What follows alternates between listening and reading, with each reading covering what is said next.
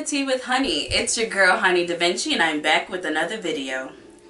So tonight I'll be doing another segment of the review and I'll be covering Black Ink Crew Season 8 Episode 21.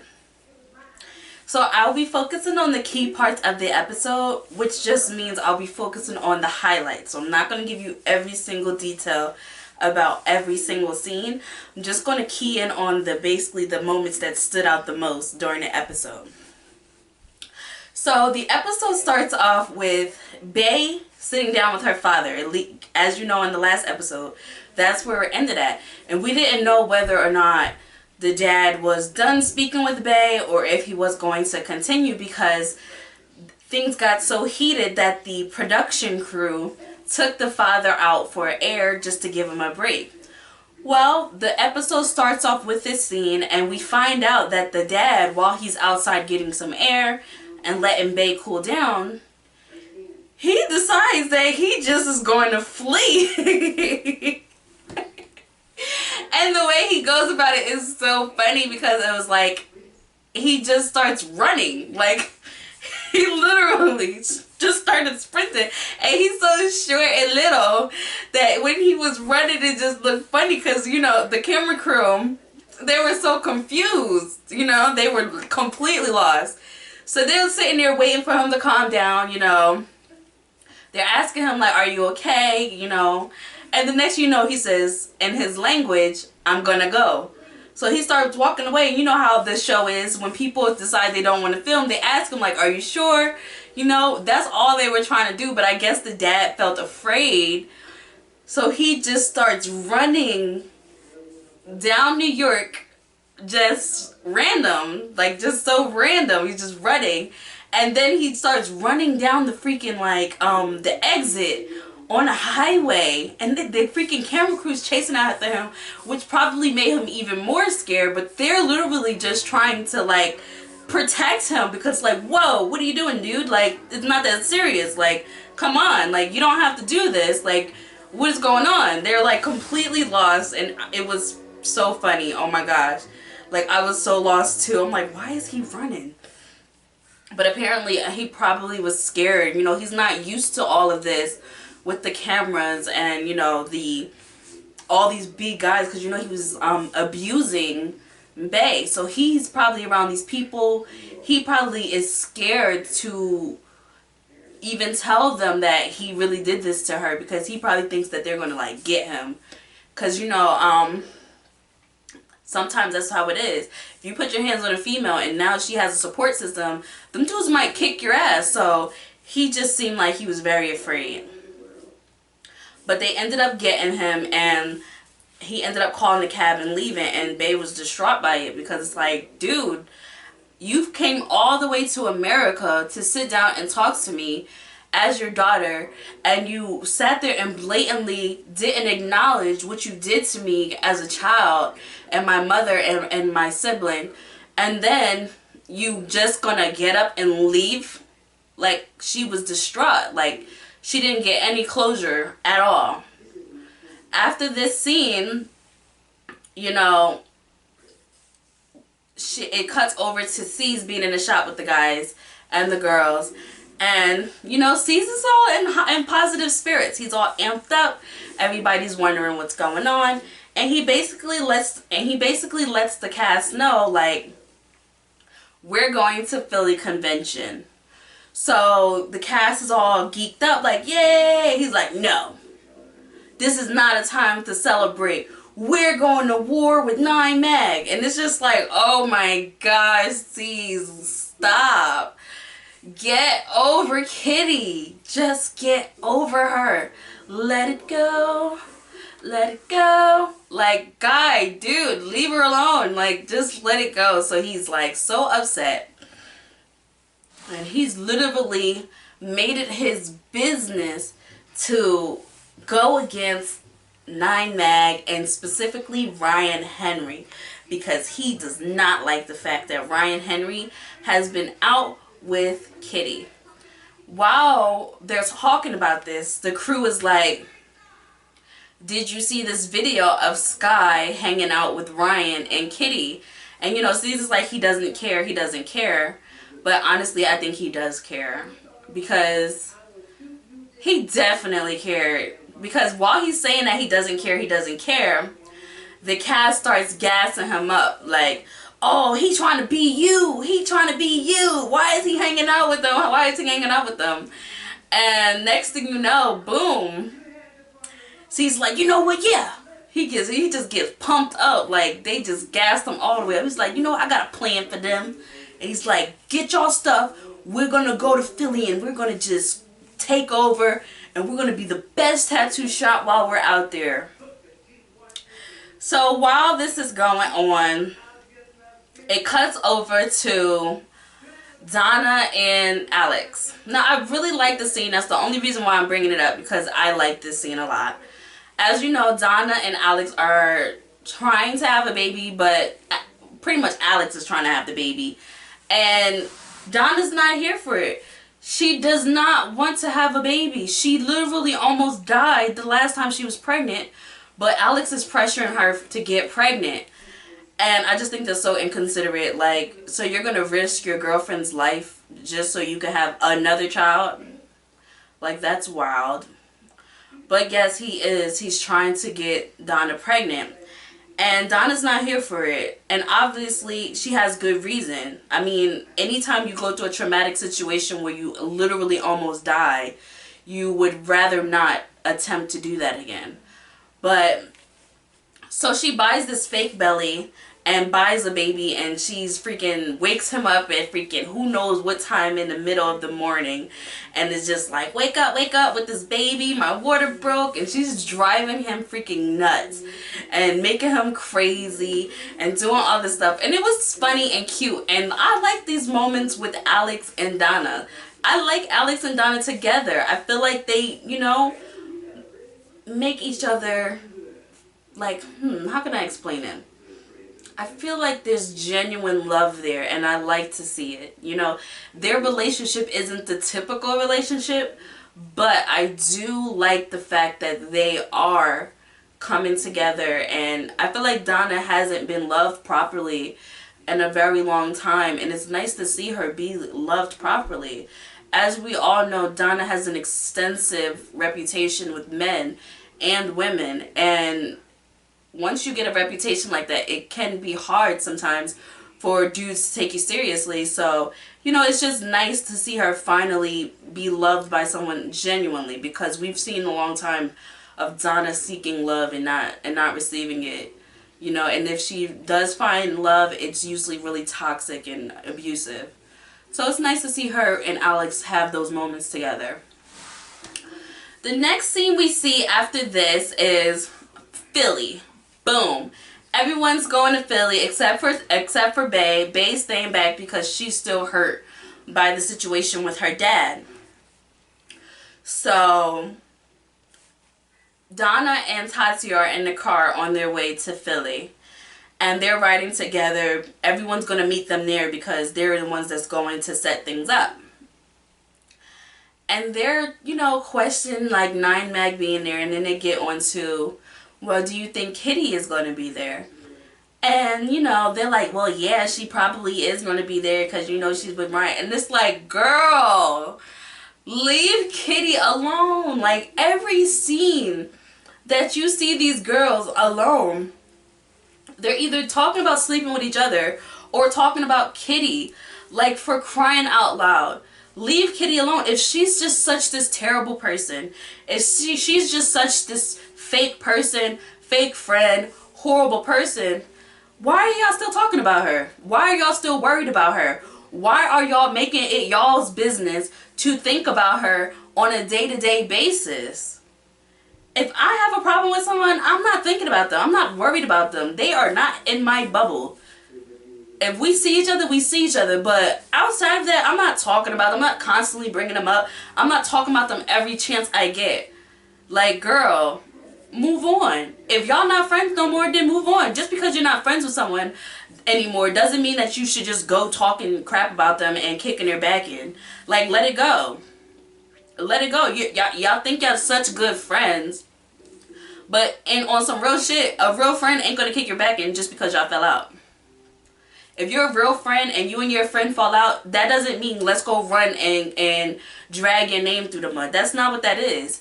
If you go through something with your friend, whether y'all are not on good terms or not, then you let it go, and that's just what happened. You ain't gotta fuck with them, you ain't gotta see with them, you ain't gotta chill with them. But you also don't have to run and spread their business and run their name through the mud. And as much as they're trying to paint Kit to be this terrible friend and this terrible person, they're really just showing their true colors. So that was my view on that. Once everyone gets to Philly, we see C's, and you know, he's there, he's setting up, well, he's not really setting up, but like he's getting situated because he just pulls up to his station, so he's getting situated with his things. And then we see Nine Mag walking. Oh my gosh. Oh my gosh. Nine Mag, I'm sorry. Nine Mag is just like some beautiful, handsome men. Oh my god. It was just like watching masculinity just, you know, walk through. And it's just like Ryan right dead in the center. And you guys know I freaking love Ryan Henry. So it's just like, oh. So, you know, everyone's there. You know, Nine Mag, they're in their area, and C's is talking about, yeah, every year me and Nine Mag, our booths are right next to each other, and we never doing that again. It's over, it's dead, it's done. And it's just like, dude, like, relax. It's not that deep. Take a chill pill. Like, you don't have to be so upset. Don't be so pressed, C's. Like, if you cared about Kitty the way that you obviously are acting like you do, then why didn't you just make it official with the girl? Why did you string her along? Why did you mess with numerous females right in front of her? Why did you put her through hell and high water? Why did you bring in another brand ambassador and was playing around with Kitty's mind, trying to replace Kitty, and then flirting with the girl? You did all of this stuff to Kitty and literally fired her over a rumor. Now, if Kitty is messing with Ryan, I don't blame her. Because if I'm going through all this shit with you, and I'm sticking with you through thick and thin, and I'm just going through all this hell and high water with you, and just to be in the closet of us even still being together, and then one rumor, you just fire me, and it's not true, and you just do me so dirty, so greasy, then I just might make the rumor true. And me personally, I wouldn't do that, but I can understand the mindset to do that. You know what I mean? I can understand the mindset to be like, oh, you want to do me dirty over a rumor? Well, okay, then I might as well. You know? That's some real shit. So Kitty's over in Ryan's booth helping out. She's just there to shadow Ryan, to learn how to basically put together these types of conventions, like the setup and stuff like that, because she is working at Second City Inc. with Charmaine. So, you know, Kitty was the brand ambassador of Black Ink Crew, so she's probably never really put together the convention. She probably handled more so the paperwork and things like that. So I guess with her position at Second City Inc., she's more so learning how exactly to do each and every step of the convention. So she's watching and she's learning. And sure enough, Donna and Tatti, who was just kicking in Kitty's back, who was just saying how terrible of a friend Kitty is, who was just saying all these negative things about Kitty, felt the need to go talk to Kitty to squash things, or as Tati said, to talk as adults. What do y'all need to talk about as adults?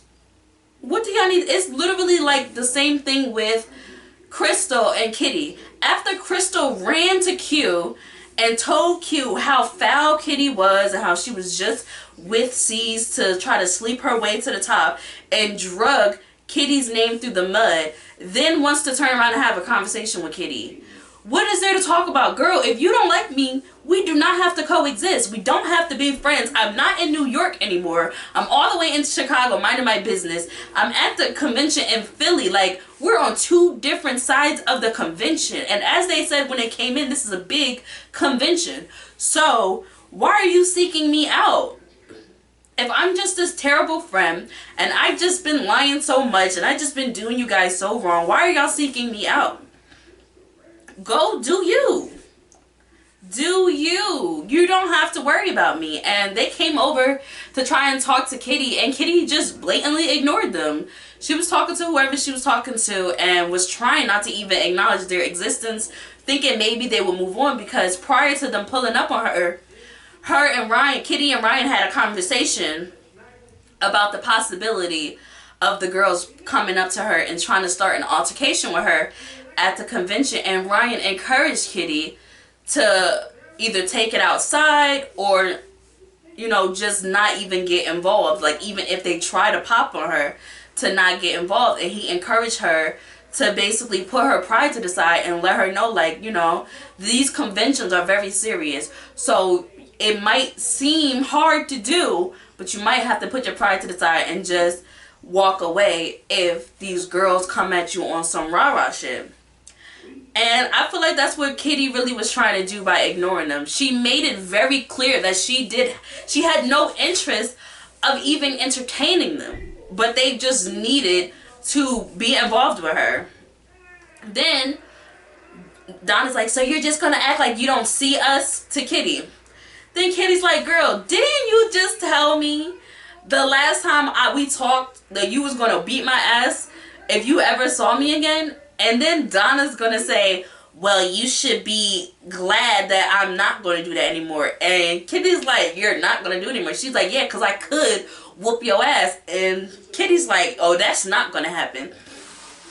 And I think there's this misconception that because someone carries themselves with class and, you know, is educated, and because a person doesn't have to talk real loud or be real aggressive, that for some reason people think that they're an easy target. Sorry, that does not make someone an easy target. So I'm glad Kitty let Donna know, like, that's what you're not gonna do. What you're not gonna do is tell me you're gonna whip my ass, because baby girl, I will give you a run for your money, okay? And I like that Kitty stood up for herself in that sense. Then Kitty basically was dismissing them, like, okay, y'all can have y'all feelings, like, keep it moving. And they just stood there still trying to get it out of her, like, still trying to escalate things. That's when Ryan came over, like, you know, not here.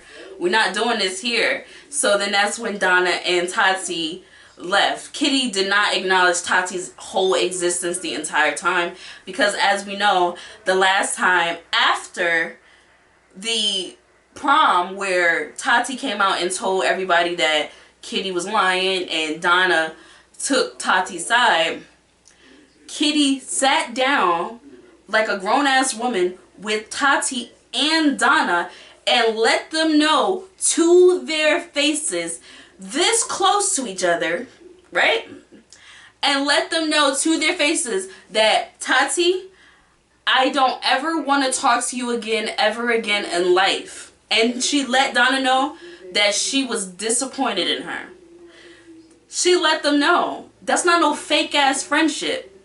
That's some real shit. She didn't have to make a big deal. She didn't have to make a big scene. She took them to it looked like they were at like a diner or like a coffee shop. Sat them down nice and calmly and said, pointed at Donna and said, you, I'm disappointed in you. Then look at Tatti and say, and you, I don't ever want to talk to you again in life. What more do you need? She let y'all know what's up. Why are y'all still targeting this girl? So, after this, right, everybody goes back to their own stations. Kitty's with 9 Mag, obviously. And Donna and Tatti go back to Black Ink, New York. And next thing you know, Almighty J pulls up on Black Ink. Now, me personally, I don't know much about Almighty J. I feel like that's like the generation after me. I'm a little bit older. I mean, I'm not old or nothing like that. I'm not even 30 yet, but you know, I'm older though, you know, like I'm older, but I'm still young at the same time. So it's like, I feel like Almighty's J is probably like 21-year-old area, like that, like they will probably know more about him than I would. But I know he used to date Black China or whatever. So he pulled up, and he's a celebrity nonetheless. So it was a good look for C's to have a celebrity pull up on his, you know, shop at his booth. And as he's waiting there for C's to show him the tattoo he's gonna get, he got like moolah right here on his hand, and then above it, it was like money coming out of it. And so Donna comes over. Mind you, Donna sought him out, and she reaches over top of C's and is like, do you need help with any ideas for your tattoo? And he started flirting with Donna.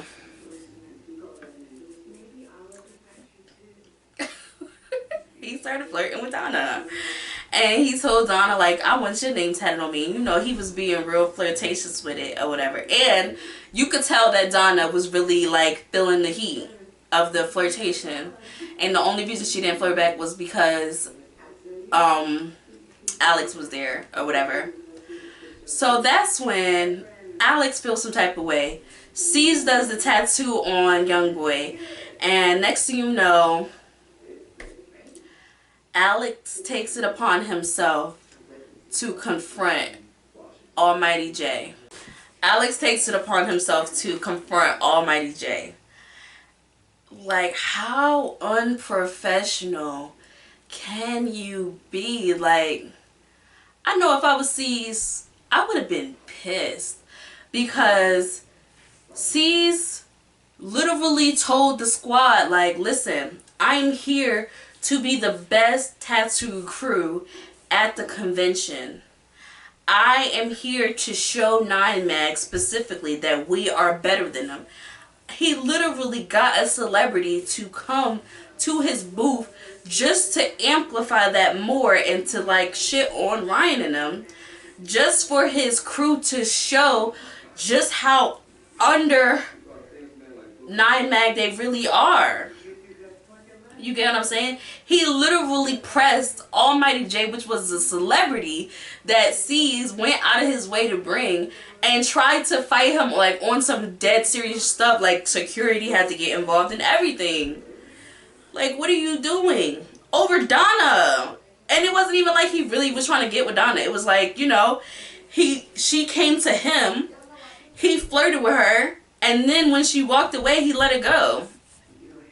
And then you're going to wait till dude is walking away to like press him about it. And that's wild. That is very wild. And so while C's is trying to be the boss and show how, you know, high class and high, you know, highly rated his shop is, he just really can't, because his shop is really that messed up in regards to they ratchet. Like, that's what it is. Like, you can take the hood rat out of the hood, but you can't take the hood out of the hood rat. And that's basically what happened. Like, he took these people that he don't know how to act to this convention, and they did exactly what they typically do and act up. You know what I mean? From Donna and Tatti going to press Kitty, getting all out with Kitty, to the point where Ryan had to step in, to freaking Alex pressing Almighty J, which was the celebrity clientele that C's went out of his way to have come to his shop. Like, that's not a good look. Like, that's not good business at all. And I feel bad for C's, because, like, damn. Like, y'all know how important this is to me, and y'all really just gonna sit here and mess it up. So after that, you know, the group, that was the first day, because the convention is for a few days. And like I said, the first day, Bae wasn't there. While this all is going on, Bae actually went to go meet up with her father again. And she didn't want the cameras on them so that her father wouldn't get freaked out again. So she basically had the cameras in the cut recording with the microphones that pick up, you know, shit from like 25 feet or whatever. And she went and sat down and talked with him while this is going on. So she's still in New York at this time while everyone's in Philly. And so her dad came and she was talking to him. She was a lot calmer. She was a lot calmer. I'll give her that. And she broke it down to him, like, you know, how hurt she is by the things that she went through and how, you know, he wasn't acknowledging that he was wrong and things like that. And the dad just blatantly admitted to everything. He admitted to beating them. He admitted to being wrong. He mentioned how, you know, the reason that he felt so angry is because he wasn't able to support them financially, and it caused him to act, you know, abusive. And Bae called him out, like, so you mean to tell me that you not having money is the reason you used to beat us the way you did? She was like, it's your responsibility as our father to provide for us. And if you're not able to do that, you couldn't have at least just gave us some love. Like, if you weren't able to give us the finest things in life, if you weren't able to support us financially, the least you could have did was gave us hugs and kisses. The least you could have done was love us and nurture us and give us the love and support that a father, you know, is supposed to give their child. And, you know, that really was some real shit right there, man. But, you know, what was so sad is Bae mentioned that even though her father finally admitted to what he did, she thought it was going to give her some type of closure, but instead, all it did was made it real. It made it real. And I know all too well what that's like, man. You could go through some type of trauma growing up and you don't speak on it, so it doesn't really make it real. But then you feel like you have to speak on it and you have to tell people that this happened to you. And the moment you do, you regret it, because it's like, ugh, this just makes it like feel so much worse, because like now people like know and you expect it to feel a certain type of way.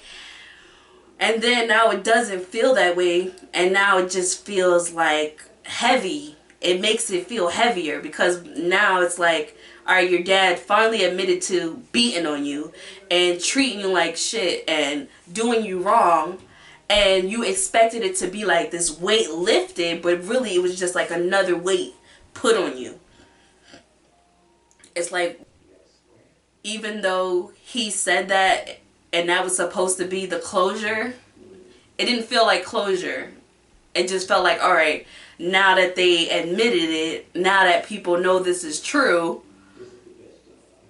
nothing. It's just something that happened, you know? So I completely know what that's like, man. I know that all too well. So after Bae, another thing that happened with Bae and her dad was, before he left, she pulled out like a knot of money, a big stack, and was about to hand it to him, like, alright, well, if you're going back to Korea, take this with you. And he pushed her hand down and said, no, I'm out of here. And he just left. I respected that part. That part I respected, because that shows that he didn't come there for no money. He came there to make amends with her, you know what I mean? Like on some real shit, because he mentioned while they were talking that he's 75 years old. He hadn't seen her since 12 years ago. So imagine not seeing your child for 12 years and knowing that the last time you saw her that you were abusing her, and you know, you lost your wife, you lost your kids, and you haven't seen them for years, and you know you're going to die soon. But no one knows how soon they're going to die, but that's how he felt. He wanted to see her before he died. That's what he said on the last episode. So, you know, he felt like he needed to apologize to her, which he never really apologized. But I feel like it was like, okay, he's never going to say the words, I'm sorry. But it's like he still acknowledged he was wrong, if you know what I mean. So then, after that, once they cut back to the, Philly and, the freaking convention and everything transpires, then you see Bae decide that she wants to have a sit down with Kitty. Kitty sat down with Bae, and it was like Bae just expected Kitty to just say she was wrong, which I don't see how Kitty was wrong. I don't see how Kitty was wrong. Donna and Tatti were dead ass wrong. Period. Whether she was messing with Ryan or not, Donna and Tatti were dead ass wrong. You don't break girl code. Period. You do not break girl code. And if you felt like Kitty should tell C's whatever she was doing behind his back, you could have let her know, like, listen, I'm going to give you until this point in time to tell him the truth, or I'm going to say something. Like, give her a heads up. Like, I can't keep this secret for you, but I'm going to give you until Wednesday to come clean, or I'm going to tell C's because he's like my brother and I can't keep this secret. Some shit like that. You don't just put her on blast or no shit like that. Like the way Sky did. And then for Tati to be at the prom and grab the microphone and make the prom about Kitty. It's just some bullshit. And they're just some attention-seeking ass bitches. Period. And I feel like Kitty was right in the means of deciding to move on. Like, I'm done with y'all. Y'all aren't my real friends. I'm out. You know what I'm saying? And she told Bae, because Bae gets all brolic with her, like, oh, you was talking shit about everybody behind their back. Now, when I hear things like that, I think to myself, obviously Tati said that, right? The last time I saw Tati tell Bae that Kitty was talking about her behind her back, Tati deadass stretched it.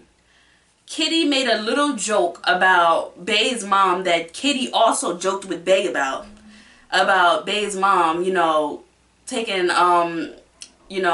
money or whatever from from Bae when she was staying with Bae and all these things, whatever. And Bae was complaining to Kitty about her mom, and they joked around about it. Then, when Kitty found out from Tati that Bae's mom was leaving, she joked around like, well, yeah, that's good because, now, Bae will be alright. She won't have to keep taking care of her, whatever. But she said it in a playful manner that was harmless. It wasn't in a way where it was like, oh, F Bae's mom, we don't like Bae's mom. It wasn't like that at all. But when Tati relayed the message to Bae, Tati spun it to where it was like mean and derogatory and made it seem like Kitty was bashing Bae's mom. So for Bae to be saying that Kitty was talking about everyone behind their backs, I know she got that from Tati. And based on the way Tati delivered the message last time, I can pretty much assume that Tati has been running back, kicking Tati's back. I'm sorry. Tati has been going around kicking Kitty's back in and, lying and doing all types of stuff. And Kitty said, what do I need to talk? Because Bae asked Kitty, what's up with the tension between you, Donna, and Tati? Now, for Bae to be sitting there acting like, oh, let's be real. Let's be real. We need to be real. That is not a real ass question. How are you going to ask Kitty what her beef is with Tati and Donna as if you don't already know? As if you weren't at the prom? As if you weren't witnessing all these things? You get what I'm saying? So for her to even ask that question was fake as hell. And then when Kitty told Bae that she sat down with Donna and Tati and let them know to their faces that she was kind of open-minded to mending a friendship with Donna, But she told Tati to her face that she never wanted to talk to her again, and she meant that. That was that. And that wasn't good enough for Bae, because Bae feels like she can control the way other people live their lives. Listen, Bae, just because you feel like you want people to move a certain way does not mean people have to move a certain way. Just because you feel like Kitty has to be sorry and try to make amends with Donna and Tati does not mean that that's what she has to do. If I'm not fucking with somebody, I'm not fucking with them, and I don't care what the circumstances is. When I tell somebody that I'm not their friend no more and I don't ever want to see them ever again in life, then that's just that, and I don't have to. Period. Period. She doesn't want to mend your friendships. She doesn't have to apologize if she doesn't feel like she was wrong. And just because you feel like she was wrong doesn't mean that that's facts. Because you weren't in Chicago. So you don't know what happened between Ryan and Kitty. For all you know, it's another lie that Tati is spreading, like she spread the other lie to you. But then Bae gonna get all buck with Kitty and talk about some, oh, just say you sorry. Stop lying like you a punk ass bitch. That's what I'll be talking about. That is exactly what I be talking about. Why is Kitty a punk ass bitch? Is it because she cares about the way she looks? She cares about the way she dressed? She cares about her appearance and the way she carries herself on film? That make her a punk ass bitch? Is it because she articulates herself well and likes to stay out of the drama? Is it because she hasn't been in so many fights on the show as y'all who pick fights for no reason and do all types of dumb, dusty, ratchet shit? That makes her soft? No. And Kitty told her right back, nah, you a punk ass bitch. And then that's when Bae swings her jacket at Kitty and they start going at each other. And I just don't see it. I don't see it. I don't see it. I just feel like that was some fake ass shit. And I feel like Bae's trying to make Kitty seem like a fake ass friend. But in all actuality, she seems like the fake ass friend to me. Because ain't no way in hell I'm going to try to fight my friend because she's not sorry over something that she went through with one of my other friends. If one of my friends is beefing with my other friend, I'm not going to put myself in a situation to click up with the person who seems like they're the most brolic, and that's what it seemed like to me. It seemed like Bae is picking sides because Bae might think she can fight, but all Bae does is pull hair. Like, let's be real. All Bae does is pull hair. She does not get it thumping. And she jumps people. And that right there, like, come on now, let's be for real. Girl, that's not what it is. Like, that's not what it is. You really not that about that life. Like, let's be for real. Like, let's be for real. So, you acting all hard, that's not even your character, ma. So, you need to stop that. Stop letting Tati get into your head. Tati's a fake ass bitch. And I see right through her. And Kitty is a real ass bitch. Kitty has been there for y'all on numerous occasions. Numerous occasions. And for you to be going so hard on a friend who has been there for you through so many situations is foul. It's very foul. And you just trying to stick to Donna and Tati because they still in New York. And you want the support of C's because you trying to get to a bag. And that's all that boils down to. And you know, at some point everybody picks a side. But are you really going to try and fight your friend because she's not sorry for cutting off your other friends? That's some fake ass shit. That is some fake ass shit. I can't even lie. And I was very disappointed in Bae. Very disappointed in her. Because you sitting here crying about your dad beating on you as a child. But you out here fighting people who care about you on national television. Like, how do you look? Like, how do you look? That's not cool. And I thought that was foul. Overall, I'm very excited for the next episode because the more I see Ryan Henry, the better. The more I see Ryan, the better my days will be. So I look forward to the next episode. I feel like more stuff is going to happen because the convention is still going on. And I can't wait to see what happens. I can't wait to see. I know C's is livid about Kitty and Ryan. Ooh, you should have seen. Oh my gosh, you guys. Y'all should have seen C's face when Kitty hugged Ryan when she like first got to the convention. Oh, his heart dropped into his sack. Oh my gosh, he was pissed. And I just can't wait to see, because like I told you, Black Ink Crew New York is with all that nut shit. And you know, I'm here for it. I'm here for it. It's entertaining. And Ryan and them, they aren't. Like, they are not trying to go back and forth. Like, they're not. They're not trying to be with the nut shit. They just trying to get money. That's all they trying to do, is just get the money and go. But he done pissed off freaking Caesar, and now Caesar's with all the nut shit. So I look forward to seeing what happens. But that's my review on Black Ink Crew New York Season 8 Episode 21. And I look forward to the next episode. Don't forget to like, subscribe, hit that notification bell so that you can stay up to date on all of my videos. And I'll catch you guys on the next videos. Love you guys. Bye.